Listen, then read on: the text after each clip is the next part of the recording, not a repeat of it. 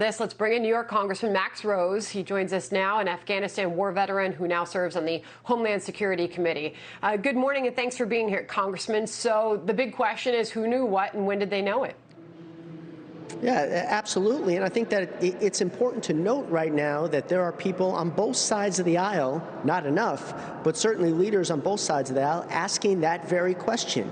When did this administration know this information? Was it elevated to the president?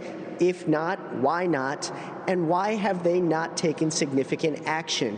We are talking here about a leading global power putting a bounty on our soldiers, soldiers' lives on the line. And when those soldiers signed up for the military, they made a promise to us, and we made a promise to them that we'll have their backs. That's all we're trying to get to the bottom of here. How can we support and defend our soldiers? What was your response to the Pentagon then coming out with its own statement saying that there is no corroborating evidence to stand up the New York Times reporting on this?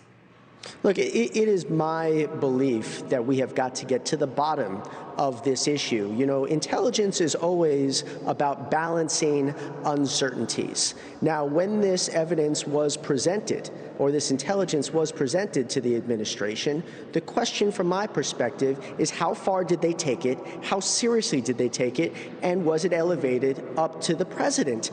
If someone is putting bounties on U.S. soldiers, call me old-fashioned, I think the president should know about it and figure out if it is true or not. And so then what do we do?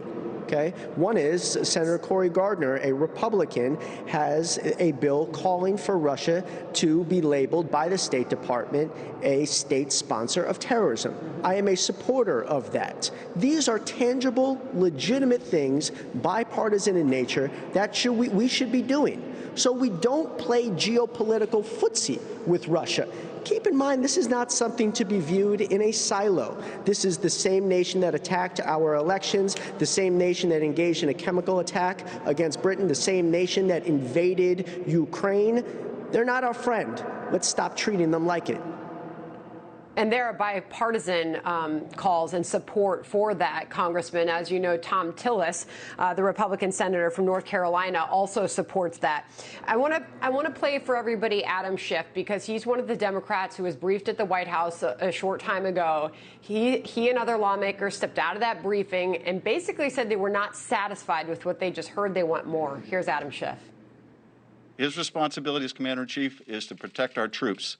And I shared the concern at the White House today that I think many of us have, which is there may be a reluctance to brief the president on things he doesn't want to hear. If there's a problem with being willing to brief the president on intelligence he doesn't want to hear, that's a problem for our entire nation's security.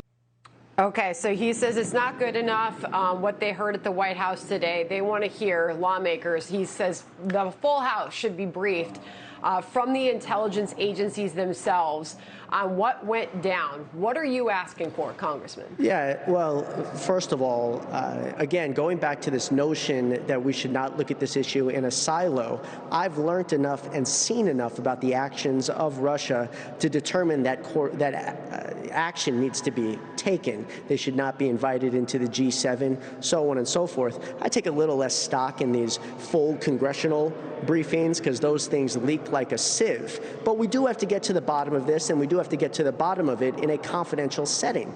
And under no circumstances should we ever play politics with national security. Look, when the president killed Qasem Soleimani, the Iranian terrorist, I was one of the few Democrats to stand up and say he did the right thing and vote accordingly. I've demonstrated that we shouldn't play politics, and in this one particular instance, I do believe the administration got its eye off the ball and needs to take stronger action against Russia. That's what we should be focused on, and we do have to get to the bottom of why they didn't do this in the first place.